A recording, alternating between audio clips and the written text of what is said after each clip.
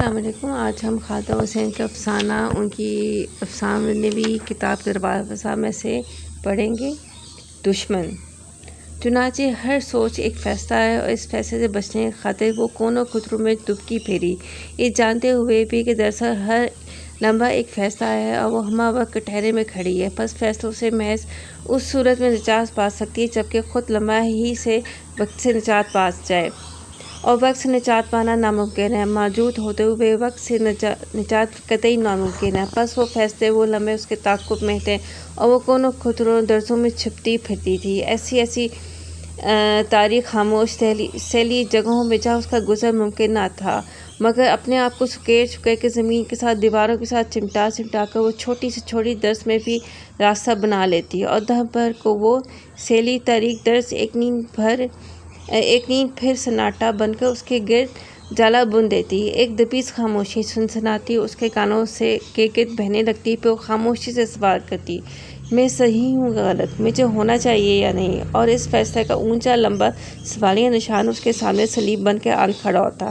چنانچہ وہ اس خاموشی، اس سناٹے سے بچنے کی خاطر بولنا شروع کرتی، تیز اونچا چلچلاتی آواز میں۔ پھر وہ چلچلاتی آواز پھر اس سے یہی پوچھتی، گھڑی کی ٹک ٹک کی طرح، صحیح ہے غلط، بولو، سوچو، بتاؤ۔ چنانچہ وہ اس درس کے غیر محفوظ ہونے کے بعد کسی دوسری درس کی خاطر کی تلاش میں نکل کھڑی ہوتی۔ اس کی زندگی اور موت میں میرے ارادے کا کوئی دخل نہیں۔ اب کہ بھی اس نے اپنے آپ کو سمجھایا، دخل کی تو بات ہی نہیں، اس دخل در معقولات کے بارے میں تم سے کون پوچھتا ہے؟ بات صرف یہ ہے کہ تم اس کی موت کو صحیح سمجھتی ہو یا نہیں۔ وہ جو کوئی ہر وقت اس کے اندر باہر جگہ دم سرگوشی کرتا تھا، بولا، سمجھنا تو گویا فیصلہ کرنا ہے، کسی عمل کا ہو جانا ہے، اور سوچنے ہونے میں کوئی فرق نہیں۔ تو تم اس کی موت کو صحیح سمجھتی ہو؟ معلوم نہیں۔ وہ پھر ایک نئی طرز کی تلاش میں بھاگی۔ وہ خوبصورت آنکھوں کو ٹھنڈک دینے والے وسال وارڈروب میں ترتیب سے لٹکے کپڑے، جن سے گئی رتوں ایسی خوشبو اڑتی تھی، ٹھنڈی اور شاداب خوشبو، سوندھی سرسبز ہوا کی لہریں اٹھ کے اس سے گلے ملتی تھیں۔ وہ حیران ہوتی، یہ لباس، یہ رنگ تو آج کے ہاں، پھر ان میں وہ سب کچھ، وہ گئے دنوں اور گئے لوگوں کی میٹھی باز ہزار رنگیں شبیہیں اور آوازیں کیسے آ گئیں؟ مگر کئی رتوں میں زندہ رہنا نہایت بے سود تھا۔ ان رتوں کا احساس کچھ ہی دیر میں ایک زرد متلی کی صورت میں آن گھیرتا۔ اس وارڈروب کے باہر ایک سنسان خاک اڑاتی دوپہر گزری، آوازوں کی گونج بھری دوپہر پھیلی ہوتی۔ چنانچہ اب بھی اس نے گھبرا کر وارڈروب سے باہر منہ نکالا، میک اپ کی خوبصورت مگر بیکار بے معنی چیزوں سے گرد جھاڑی، اور کمرے کے عین وسط میں کھڑی ہوگی۔ میرے ارادے میں ایسے اور بہت سے کے ارادوں کا دخل ہے جو میرے ساتھ رہتے بستے ہیں، ان کا تو کوئی سوال نہیں، ان کی فکر مت کرو۔ تم خود کیا اس کی موت کو صحیح سمجھتی ہو؟ سرگوشی اب دھم نکارے کی صورت گونجتی تھی۔ معلوم نہیں۔ وہ اس غیر محفوظ کمرے سے بھی فرار ہوئی۔ میرے پاس اتنا فالتو وقت کہاں؟ اس نے نہایت عجلت سے کام سمیٹنا شروع کیا۔ میں تو ایک مصروف خاتون جس کے پاس پیسے کی بھی فراوانی نہیں، جو رات کو دن بھر کے کاموں سے تھک ہار کر بستر میں لیٹتی ہے، جس کے دل میں زندگی کے بہتر وسائل کی خواہش ہے، دوستوں کے مسائل، ان کے دکھ درد، بچوں کے مستقبل کے ادھورے بیکار منصوبوں کی بھرمار۔ پھر مجھ سے کیوں پوچھا جاتا ہے؟ ہر لمحے پوچھا جاتا ہے، باقی سب سے، ہر ایک سے کیوں نہیں پوچھا جاتا؟ وہ جو زندگی کے سمندر میں مزے سے بہتے چلے جاتے ہیں، ہر قدم اٹھانے سے پہلے ان کے سامنے فیصلے کی صلیب نہیں آن کھڑی ہوتی، کوئی سوچ سمجھنے سے پہلے ان کو جواب دہ نہیں ہونا پڑتا، کوئی بھی ان سے فیصلہ طلب نہیں کرتا، وہ اس ابدی ایجاب و قبول کے جال سے باہر ہیں، بالکل باہر۔ بھئی آج رات تو وہ میرے پاؤں کے اوپر سے گزر گیا، باقاعدہ۔ اب تو میں اسے زندہ نہیں چھوڑوں گا، سجاد کہہ رہا تھا۔ تو بس فیصلہ ہو گیا۔ اس نے اطمینان کا سانس لیا۔ مگر یہ تو کسی اور کا فیصلہ ہے، کیا تمہارا بھی یہی فیصلہ ہے؟ وہ دھم نکاروں بھری خاموشی۔ ہاں، میرا بھی یہی فیصلہ ہے۔ وہ اطمینان سے آرام کرسی پہ بیٹھ گئی۔ میں حیران تھا، یہ میری الماری میں ہر وقت گھڑبڑ کیا ہوتی ہے، اور وہ میرے سارے کے سارے کاغذ برآمد بنا ڈالے۔ مگر بھائی ایرگن کا کا کام نہیں، ایئر گن تو کام نہیں آئے گی بھائی، وہ ایسی تیز فراٹے دار چیز ہے کہ حد نہیں، اس کا نشانہ آپ کیسے لگائیں گے حسن؟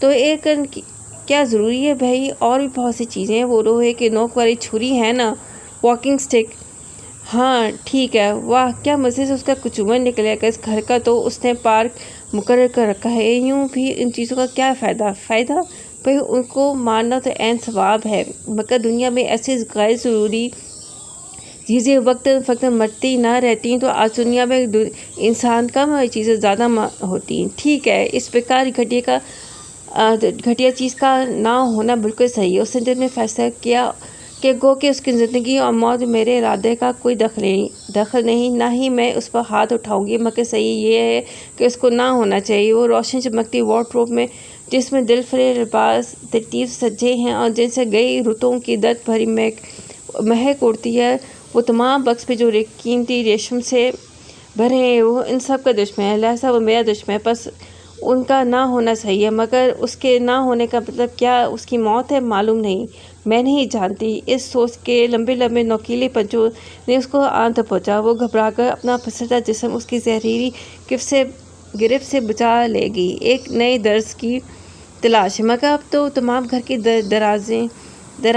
دراڑیں کھو ہیں، سب بیکار ہو چکی تھیں، غیر محفوظ، اتنی روشن، اتنی کشادہ کہ آر پار دیکھی جا سکتی ہیں، لہٰذا کسی کو پناہ دینے کے قابل نہیں تھی۔ ایک اتھاہ اداسی اور بے حوصلگی کا گہرا سمندر چاروں طرف سمت بیٹھتا تھا، یا پھر وہ اونچی مضبوط دیواریں تھیں کہ ایک انسان کو دوسرے سے جدا کرتی تھیں، اور اس کے لہو میں بولتے لفظوں کو نہ جانتا تھا نہ سنتا تھا، بس وہ بولنے کی کوشش کرتی تو خود اس کے کانوں میں یوں معلوم ہوتا، وہ ایک خود چلچلاتی آواز ہے، چر بلا لفظوں کے، اب وہ آواز عجب تھی کہ جہاں کسی کے کان میں پڑی وہ لوہے کی نوک والی چھڑی اٹھا کے لپکا، کوئی ایئر گن کی طرف بھاگتا اور کچھ نہیں تو کوئی جوتا ہی اٹھا کے لپکتا، پھر گھر پر کے کونوں، کھدروں، دراڑوں سب کو ایک ایک کر کے کھنگال ڈالا جاتا، کمبخت کا پتہ ہی چلتا، رات کے اندھیرے میں تو دندناتا پھرتا ہے، نہیں بھئی اب تو روشن کنویں میں بھی ٹہلنے لگا ہے، یوں دیوار کے ساتھ چپکا چل رہا تھا، بھئی وہ تو باقاعدہ سوچتا بھی ہے، ادھر ادھر سر گھما کے دیکھتا ہے، مگر کمبخت ہاتھ سے ہی نکل گیا، چنانچہ یہ دیواریں درسے سب بیکار تھیں، فیصلہ طلب گھڑیوں کے انبار پیچھے لپکتے چلے آتے، وہ بس ایک وہ ایک وارڈروب